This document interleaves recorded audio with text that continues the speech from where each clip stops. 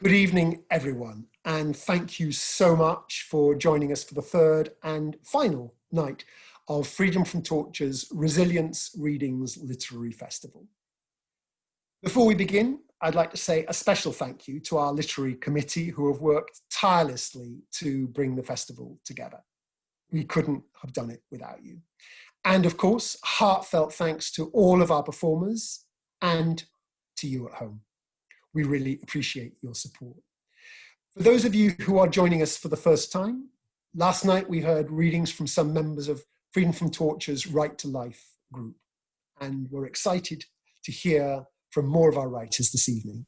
Right to Life is the longest running refugee writers group in the UK, and it is the only one specifically for survivors of torture. Writing and performance are increasingly recognised as a powerful and therapeutic form of survivor activism, and the group members have performed at many prestigious venues and events across the UK, including the Roundhouse, the V&A, and the Edinburgh International Book Festival.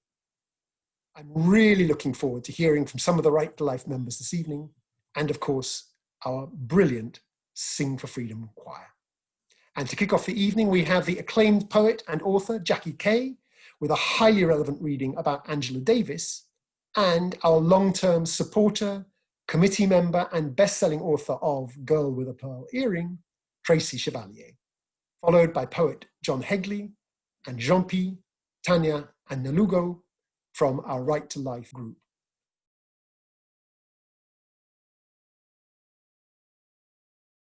Hello, I thought I would read for you right now this poem called Angela Davis. It's from my first book of poems, The Adoption Papers. I thought it seemed a really appropriate poem to read at the moment because, as you know, Angela Davis was in prison when she was 26 and there was a worldwide campaign for her release. She was imprisoned wrongly and she's now 76. I had the pleasure of talking to her the other day, but she spent the last 50 years of her life fighting for prison reform, amongst other things.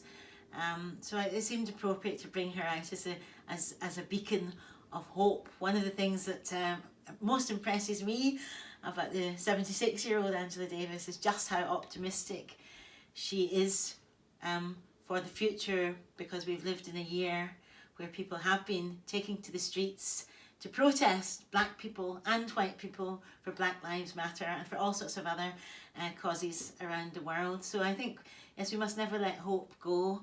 And I wanted to read this poem especially because anybody that has suffered in prison and is a victim of torture in prison has gone through that terrible, terrible trauma and the terrible indignities that people face. And I thought she would be a nice wee guiding spirit to have right now. I want to thank you for all of the work that you're doing and wish you and each and every one of you well. Angela Davis. Oh, I should have said, sorry to interrupt myself, I should have said that I wrote this poem from the point of view of the kind of 11-year-old me. So it's not from the point of view of the soon-to-be 59-year-old me. Tell me I don't look that old. So yes, it's from the point of view of the 11-year-old me.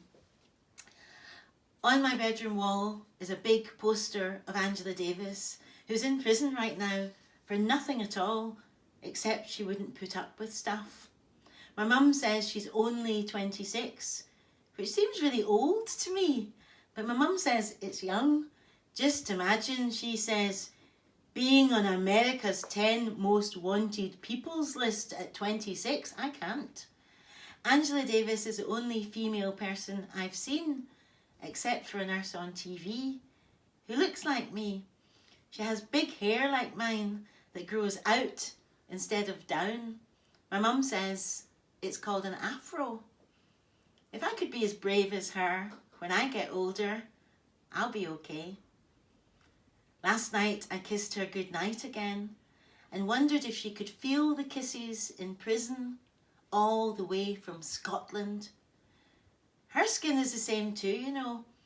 I can see my skin is that colour, but most of the time I forget. So sometimes when I look in the mirror, I give myself a bit of a shock and say to myself, do you really look like this? as if I'm somebody else. I wonder if she does that. I don't believe she killed anybody. It's all a load of phony lies. My dad said it's a setup. I asked my dad if she'll get the electric chair like them Roseberries he was telling me about. No, he says, the world is on her side. Well, how come she's in there then, I thinks. I worry she's going to get the chair. I worry she's worrying about the chair. He brought me a badge home, which I wore to school. It says, "Free Angela Davis!" And all my pals says, "Who's she?" Hope it all goes well for everybody out there. And yes, we've got to keep on hoping. Bye-bye.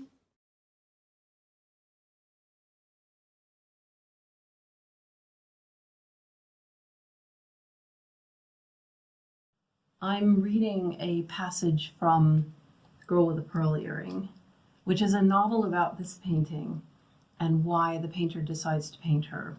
She's a servant in his household, and this is a scene when he's not painting anymore, and she's worried about it and wonders how she can do something to help him start again.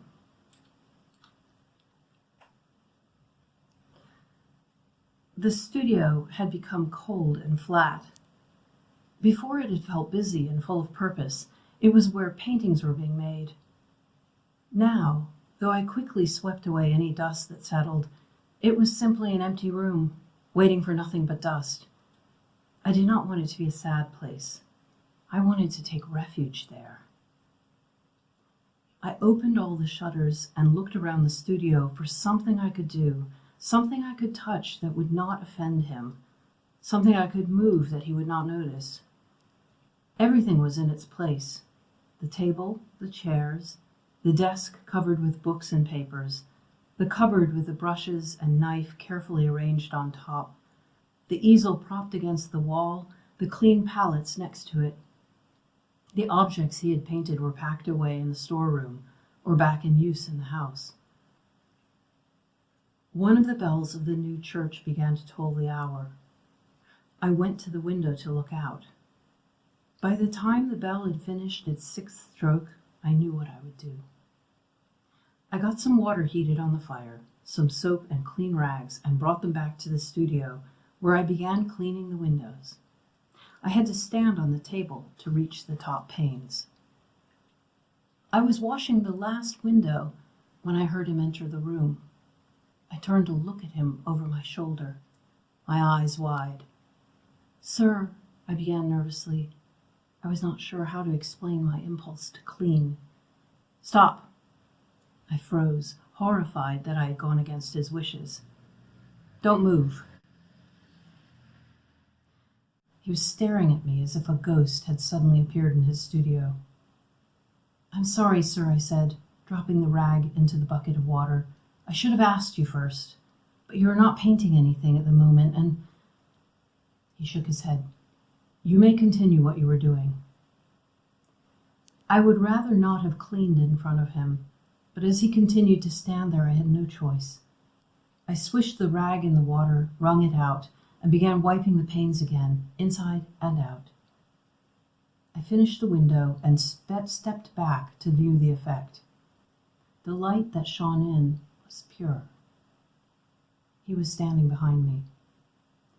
"Does that please you, sir?" I asked.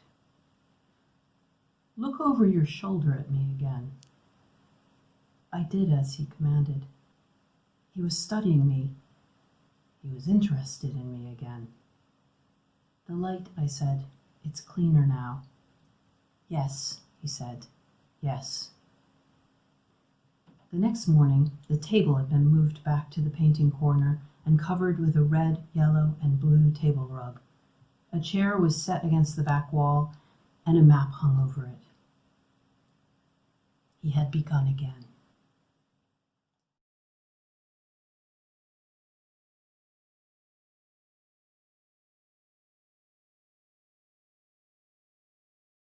I'm John Hegley, and I work with the Right to Life group, running workshops. And this piece is called to those in the Right to Life group. In time with you, we find the gems, the preciousness within the piles of debris and the underground places, and we show them round, these gems, and there is the closest of attention, and there are smiles, and there is understanding, and closeness is found amongst us, and nourishment, even when there isn't any pizza.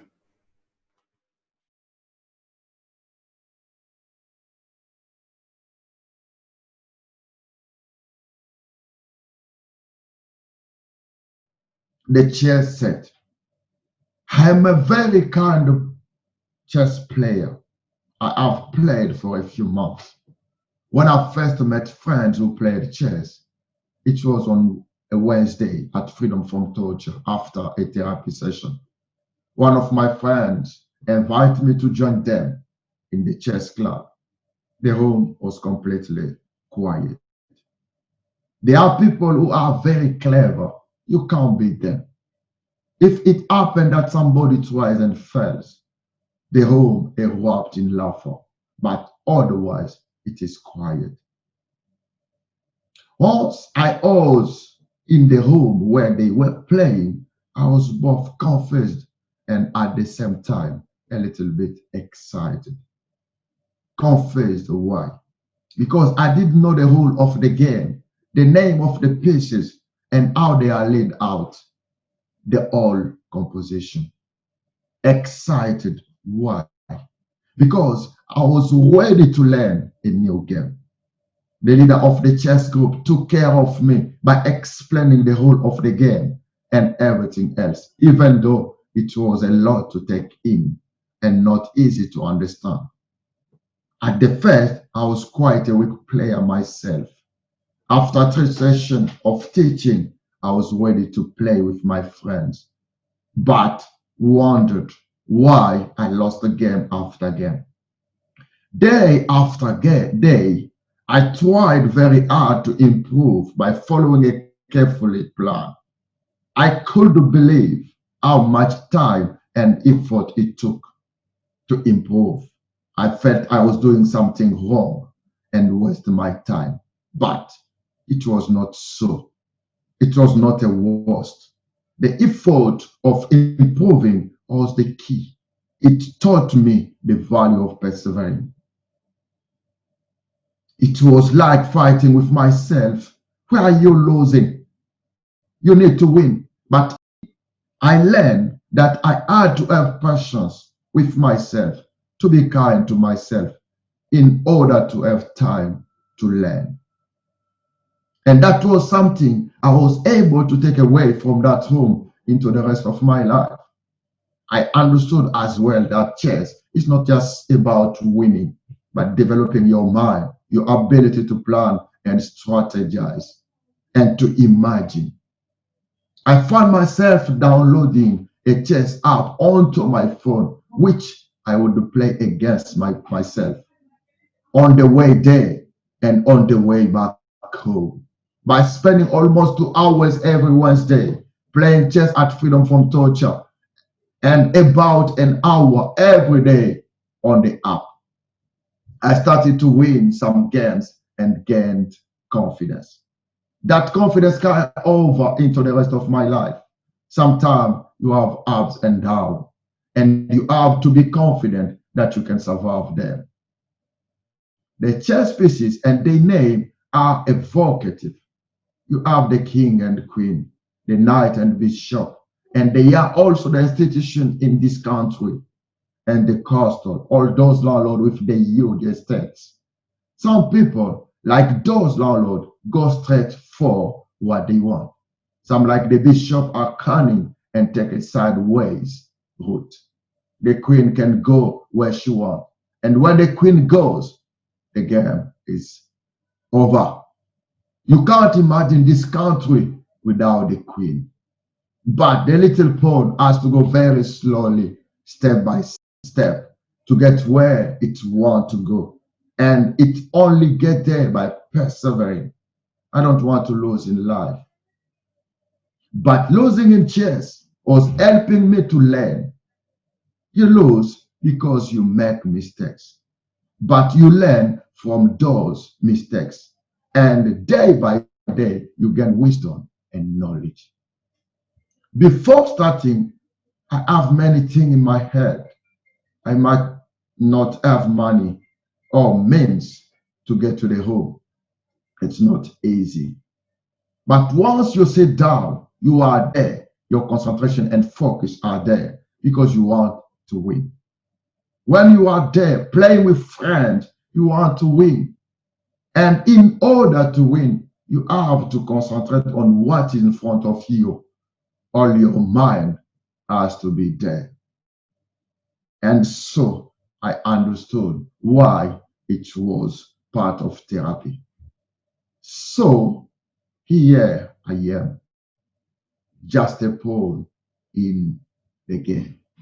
But I know now that even a pawn can win.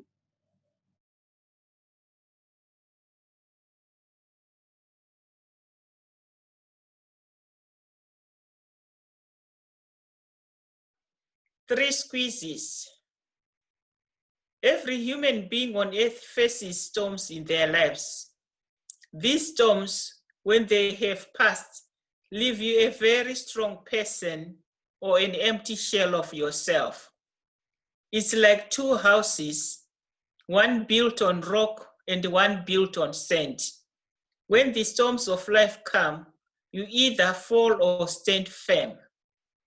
In 1976, our family was hit by a very strong storm. My two brothers crossed the border into Mozambique to fight in the Liberation War.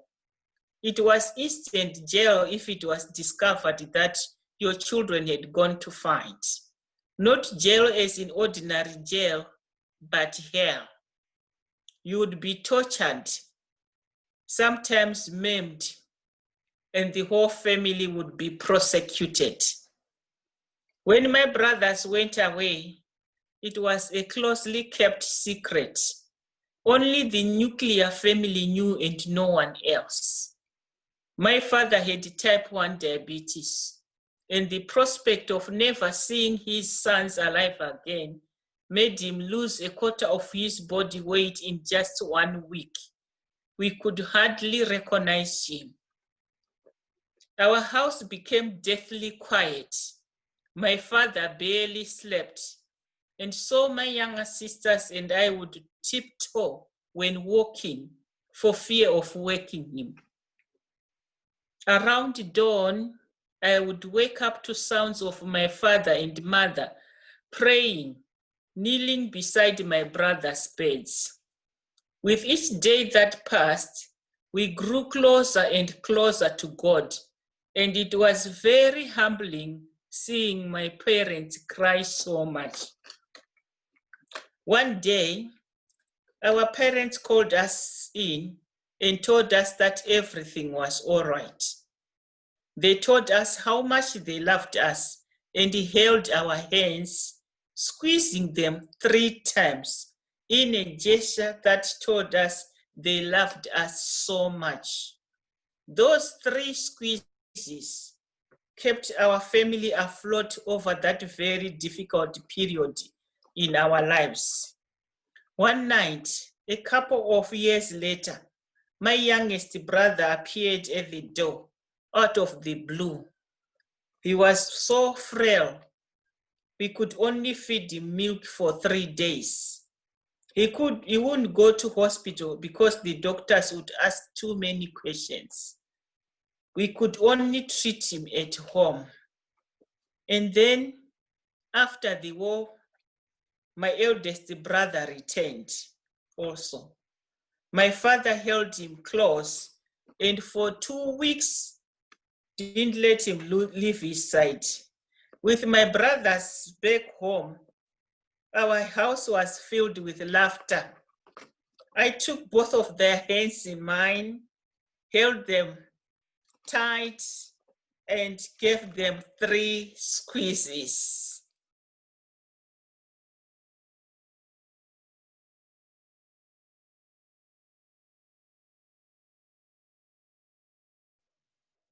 Terrified by fear, My heart bruised with pain.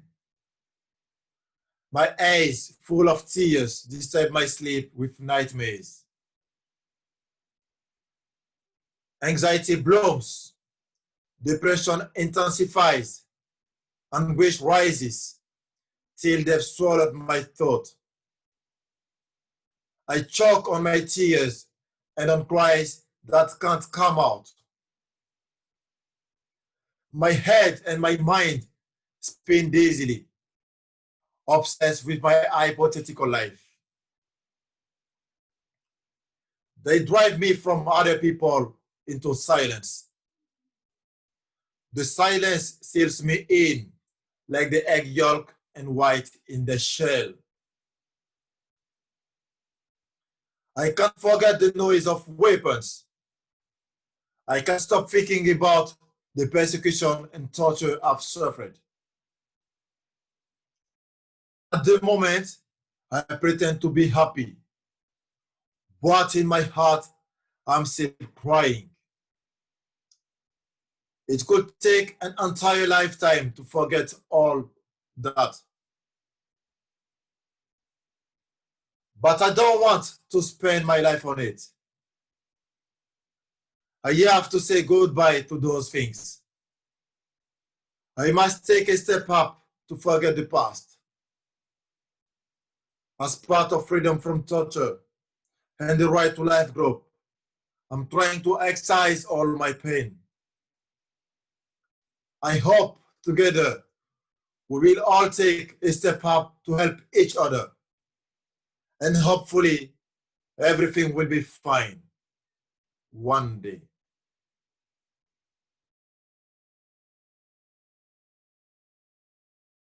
Wow.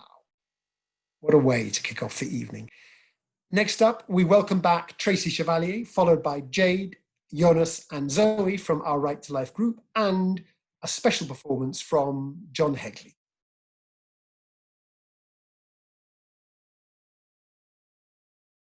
Alex is part of Freedom from Torture's Right to Life. It's a group who use their past experiences to write about, and through that, coming to terms with trauma. Right to Lifers often read at Freedom from Torture events, and for me, some of the most moving moments of those evenings have been hearing their direct voices. Alex has written a poem called The Unfinished Journey of My Life, and he asked for it to be read by someone else. He said by way of introduction, I didn't have a lot of experience of writing in the past. I didn't have a voice before it. It felt as if though the door had been shut on my voice, as you shut a door before you sleep, and then the door opens again. For me, writing has opened the door to my feelings. As for where I'm from, sometimes I feel between where I was born, where I grew up, where I traveled, and where I am now, I'm from nowhere. I lost my identity. So now I say, I'm a human being. That's my identity. So this is the unfinished journey of my life. I remember it very well that day when my journey began in the middle of a firestorm that consumed everything that had gone before in a certain place where all was burning, so lonely that I could not see anything, not even a single tree, to protect myself from this blazing sun. My body did not protest against any of this, though I had put him through terrible suffering, yet he never let me down. Because of this, even today I give him my thanks for supporting me in that unforgettable time. But all the while, my mind and my eyes worked together in silence and in secret. My mind dreamed of hope and beautiful bright colors, painting a picture before my eyes, vivid enough to power me onwards. Then, suddenly, there was blue beyond the desert. When I arrived at my destination, there was the ocean, with its lively breezes and the smell of peace. And then I heard a beautiful voice that said, "Come, don't be afraid. I will protect you from everyone. I will take you to a heavenly place where no one can abuse you or torment you with their demands. Just step into this boat, ride with me in this boat, and she will float you to a safe harbor. But at that moment, when I looked on all sides, I saw only the blue sea. I saw nothing. There was only silence, and you had disappeared.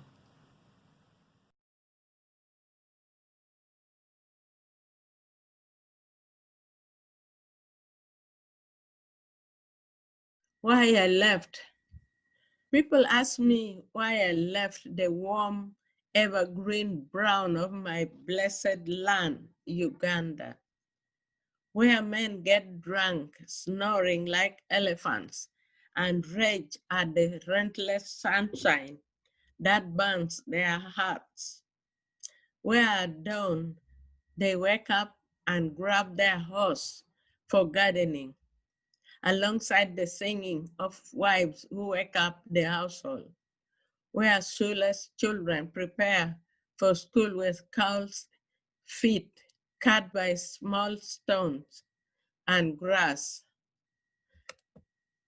Leaving my former country is a badge I wear, like a shining medal on my chest, a scar on my heart.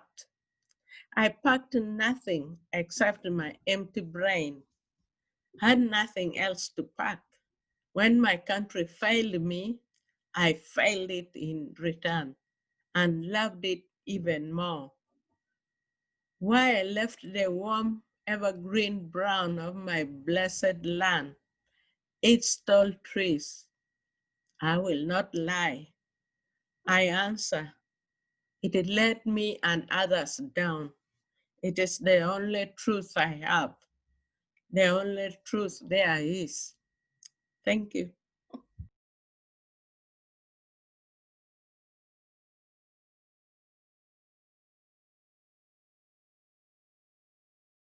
Time.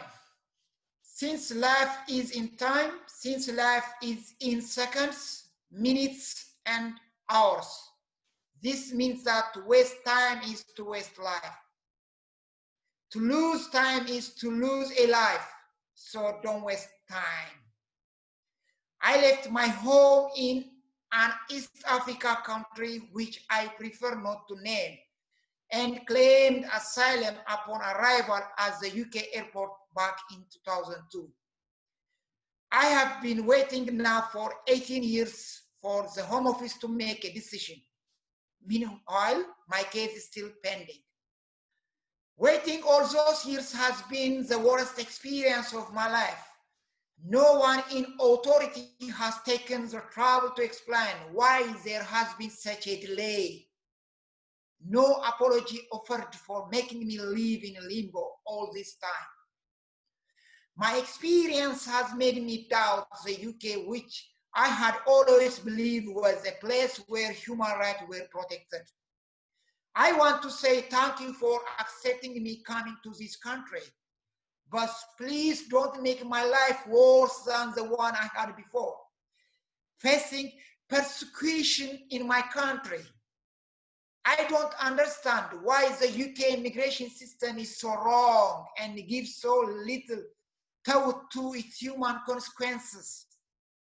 My life has been put on hold. I am being forced to live in uncertainty. There is no movement. Now I am being treated for anxiety and depression as I struggle to survive on little over £5 a day, prevented from working or studying. I feel hopeless, isolated, and excluded. In my own country, I was a university student and studied biomedicine, but I am not allowed to continue and work here. My education is being wasted along with my mental and physical health. Time and my life are disappearing. Then, in 2017, I started out with a plan to join Right to Life in the pursuit of my passion for writing and to improve my writing skills. I am happy with the progress I have made, but I know there is still a lot of work left to do, and I need to want it enough to motivate my ready for each fortnight's new challenge. If writing gives you a pleasure, it is never wasted time, never, because everything I write should make me happy, as writing fulfills something inside me. Everything I write also makes me a better writer if I pay attention. I have completed writing 4 or 5 stories, and I am very pleased with them. As the root of everything I write is myself. When I struggle with my writing, it is always because I'm worrying not about the stories, but about their reception and outside the world. Again, it was easier in the old days just to write in the privacy of my own head, and it is much harder now that I find myself anticipating people reading and reacting to the words I am setting down. Back then, during the wasting time period in the UK, I wrote solely to please myself. I wrote stories I want to read, but that's not as the root of why I started writing and why I continue to write. I write because no matter how hard it may be at any given moment, deep in my heart and delights me to be writing stories. To some extent, I now feel I have a little control over time, over my life. It is not complete. I am still waiting for the Home Office to make a decision. But I am continue writing and engaging into making my life better, to try to grasp time in my hand. Thank you very much.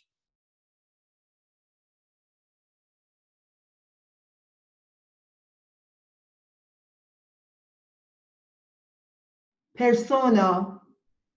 Beyond the reach of time, a young woman dances freely on a rugged cliff.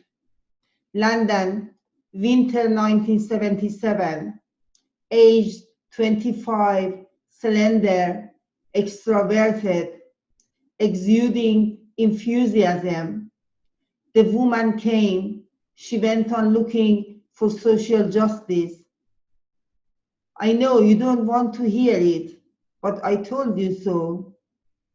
Tehran, spring 1983, 30 years old, carrying a promise, bearing the fruit of the future. But even prison wasn't the land to grow alive.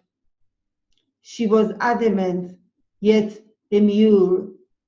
The steps of insurrection were close and loud. They all had hoped for freedom. The savagery of the regime was far beyond comprehension. She wondered if she was naive. Don't judge me. No, don't tell me I told you so. London, summer 1993.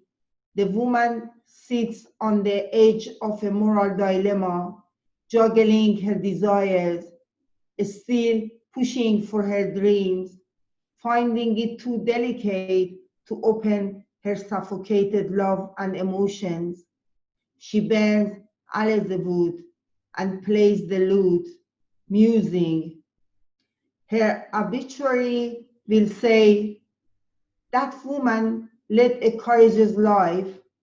She did things that no one else could do in her circumstances. She achieved a great deal. She was kind and caring, but she was either too lonely or selfish. A passerby will raise his hat where she has laid to rest, a sad smile on his lips whilst bowing his head. and others will speculate, who was she? We didn't know her. London, autumn 2020. The grown-up woman has descended the cliffs. She's standing on the edge of a cold season. Did I leave? Why did I forget the scent of pomegranate blossoms? Why didn't I smell the burning scents within me? The light emerges, too bright for her eyes. She goes to the small pond in the garden, beams with joy as she catches a deep scent of the cyclamen flowers. She remembers the lyrics of a verse from Hafiz. Ever since happiness heard your name, it has been running through the streets, trying to find you. I knew this day would come.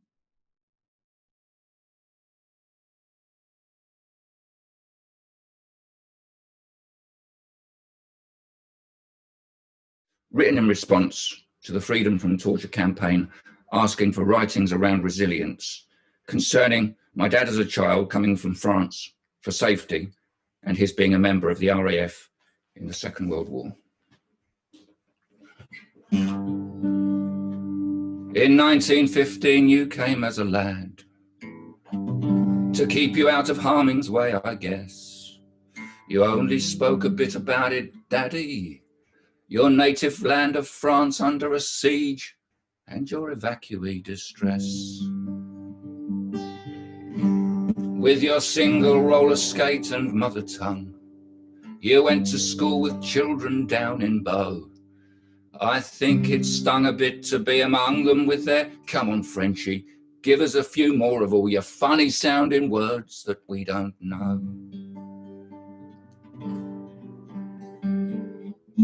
Then again in England, 25 years on, you had a bit of trouble with the post-traumatic stressfulness. Erratic in your attic, but you always had a window onto blessedness. You were upheld. You enlisted as a Christian soldier, the same as you enlisted with those kids who kept on kidding in Bow. Through both those awkward episodes you came. Resilience, the brilliance, the flame. At the heart of you, a part of you, the same throughout the all of it, forever in the thrall of it. You always heard the call of it, whatever circumstances would throw at you. You were upheld, and so you kept on soldiering forward. Hold me up on your shoulders. Alley-up, alley-up, alley-up, la. Alley-up, alley-up, daddy-o. Alley-up, alley-up, alley-up, la. Alley-up, alley-up, off we go.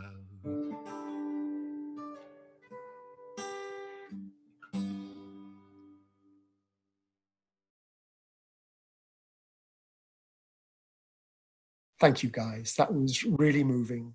And finally, we'll hear again from Tracy Chevalier, followed by a special performance from the Sing for Freedom Choir, made up of survivors, staff, and volunteers from Freedom from Torture.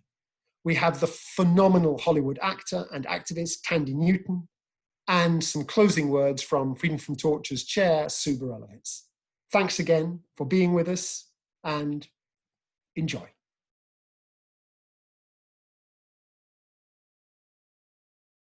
The Optician of Lampedusa by Emma Jane Kirby is the story of 8 friends who live on Lampedusa off of Italy. They go on a fishing trip and they come across a boat sinking that has hundreds of migrants from North Africa, all drowning in the sea around them. They manage to save 47 of them, which is all that the fishing boat could handle before it would have sunk. and 368, mostly Eritrean migrants, drowned in the sea. About a year later, 3 of the survivors came back to a commemorative ceremony, and they and the 8 friends went out on the boat to the scene of the rescue. And this is what happened. The Coast Guard vessel gave 2 long blasts on its horn, the sign that the ceremony should begin. The opticians saw that the 3 survivors had rehearsed what they should do. Each of them picked up a bouquet of sunny flowers and turned to face the water. They began to pray in their own language, half chanting, half singing, steadying themselves against the sea's gate with one hip lodged between the bars of the gunwale. Then, with a cry, they threw the flowers into the sea. The eldest survivor took something that looked like coarse sand, or perhaps rice, from his jeans pocket and distributed it between them. They recited some more verses together and scattered the grains onto the waves, their heads bowed. The optician watched their backs convulsing with sobs, and he was reminded of them a year ago in their pitiful second-hand cast-off clothes and ill-matched shoes. And he saw in his mind the young man wearing Teresa's pink t-shirt bunched around his waist like a nappy, howling like a helpless newborn, slithering onto the deck in his afterbirth of oil and gasoline. The same young man turned from the sea now and faced him, holding out his hand. "Come," he said, looking him squarely in the eye. "Come and be with us." So they joined hands, all of them, and stood in a line, looking out across the sea. And when the refugees began to pray again, the optician did not feel uncomfortable. His right hand held the teenagers, and in his left he clutched his wife's hand. He could feel the collective pulse of them all, his dearest friends and these refugees, throbbing in his own wrists. He could feel their shared lifeline. The teenager turned to him, let go of his hand, and held up his index finger. "Today," he said, "I am 1 year old." He pointed to the optician and then to the sea. In there, he was trying to say, jabbing his finger at the water, "I was dead." But here, he swept his arms across the boat's deck. "Here, I was reborn."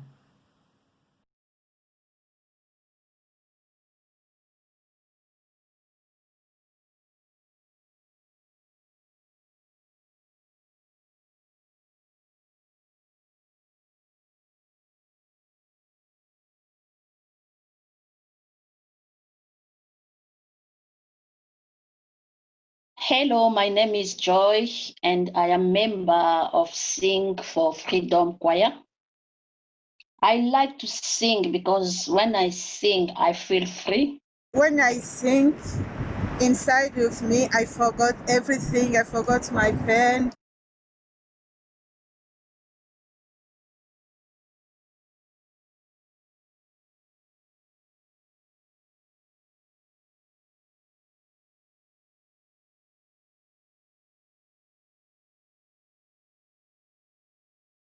I choose love because love makes me happy.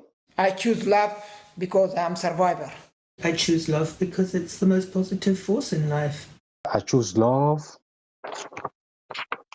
Love is a powerful word. I choose love. You know, with love, you can achieve so much.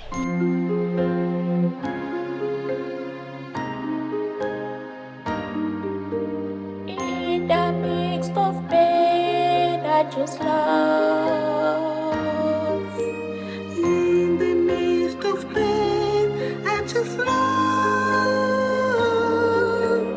In the midst of pain, sorrow falling down like rain. I await the sun again. I choose love. I choose love.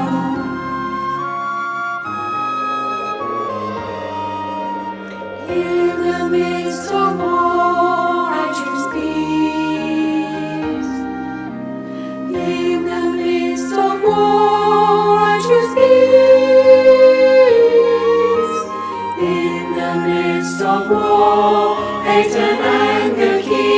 go. I seek the good once more. I choose peace. I choose peace.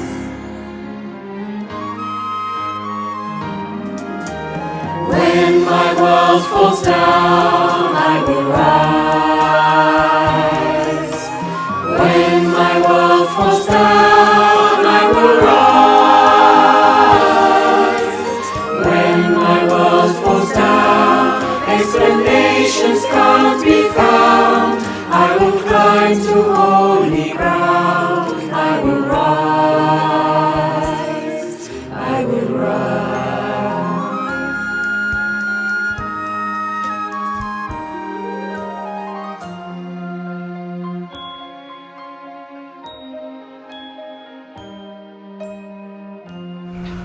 I choose love because it talks to everyone. J'ai choisi les chansons Love parce que j'ai été aimée par mes parents et j'ai transmis cet amour-là aussi à mes enfants. I choose love because it's about hope and we all need hope. Elijo el amor porque el amor cura y trae paz, armonía y libertad. Love is all that we can imagine in the world. In the midst of pain, I choose love. In the midst of pain, I choose love. In the midst of pain, sorrow falling down like rain, I await the sun again. I choose love. I choose love.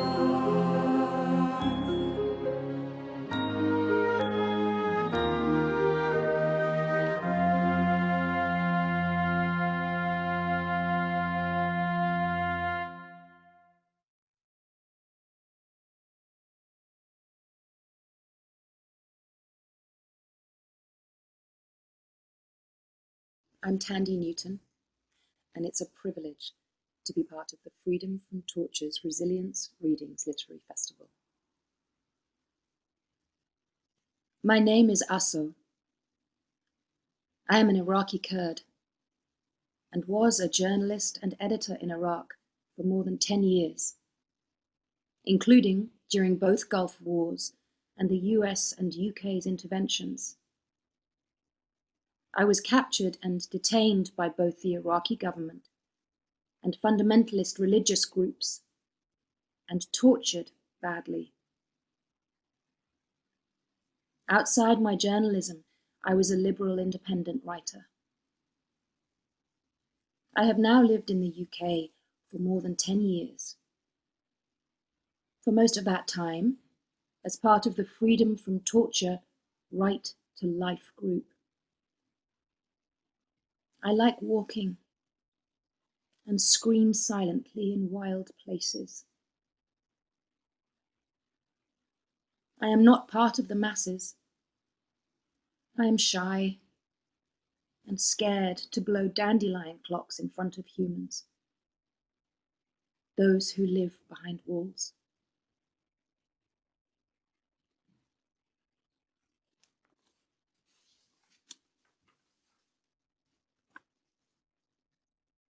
The Power of Words by Asso.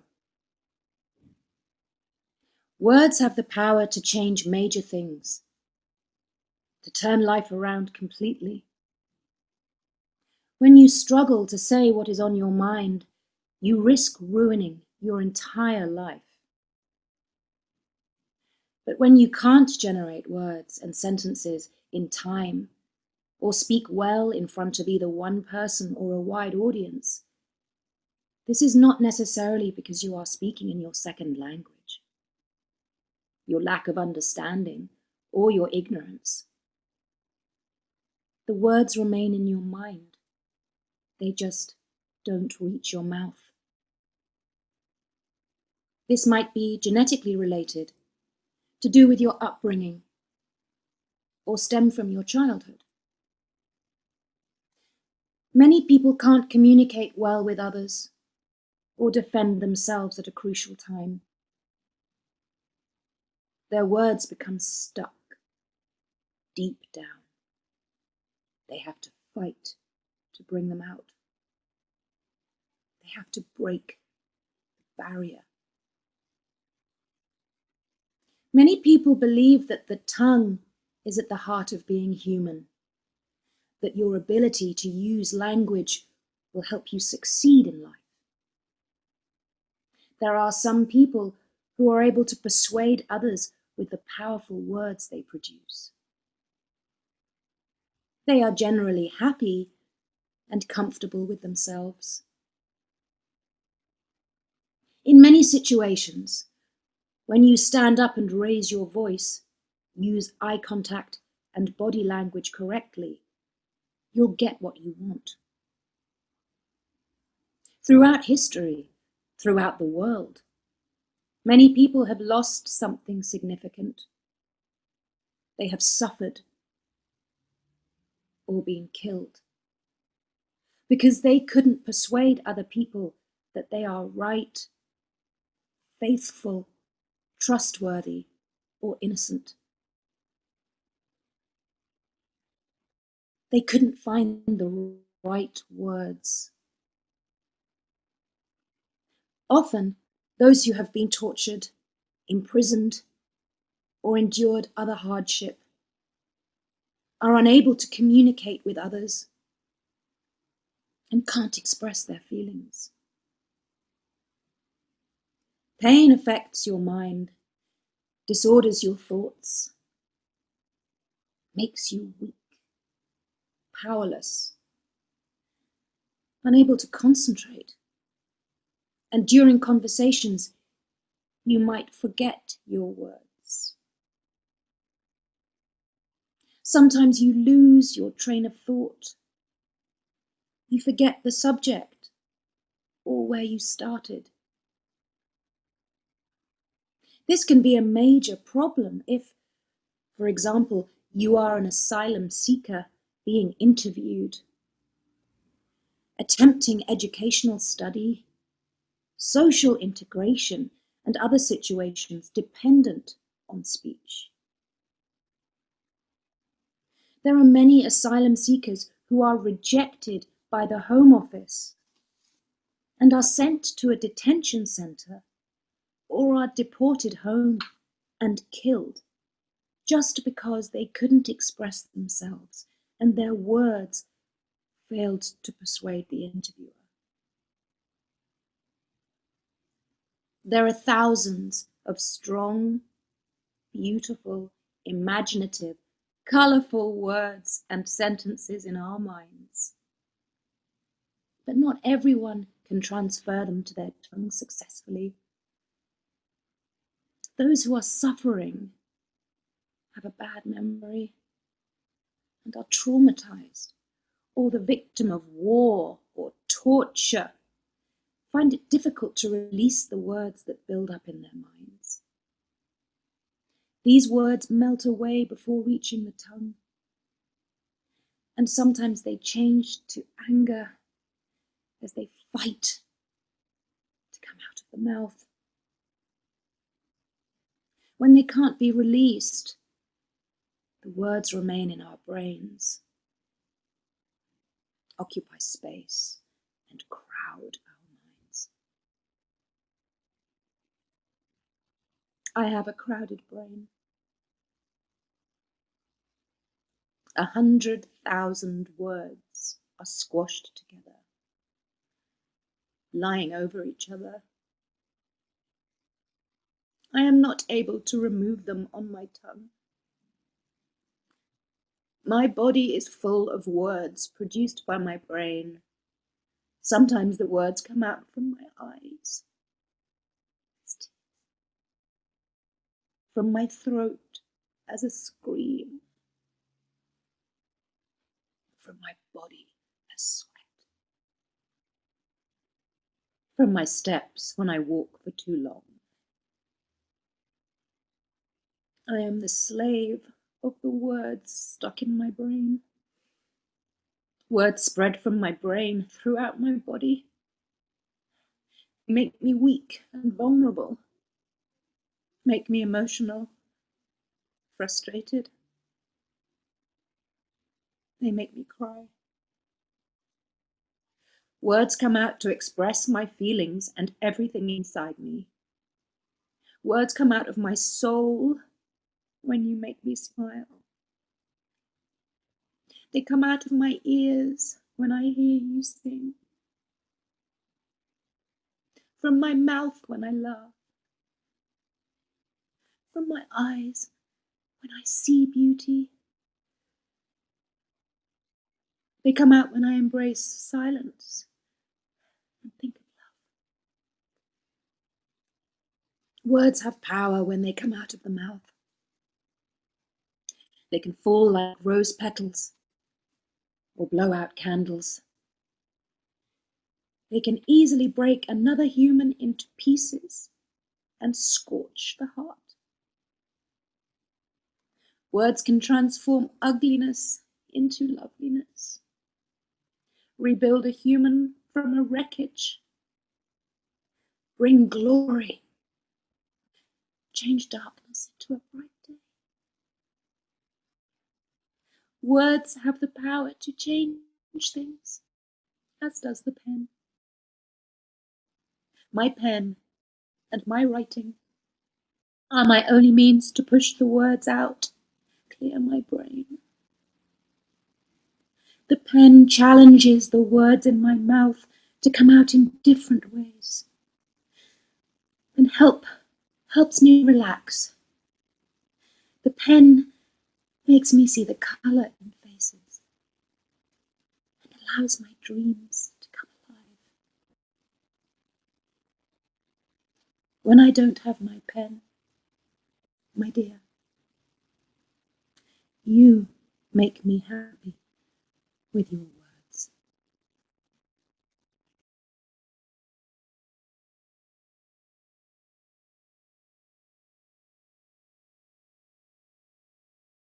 Good evening to all of you, and thank you so much for being with us.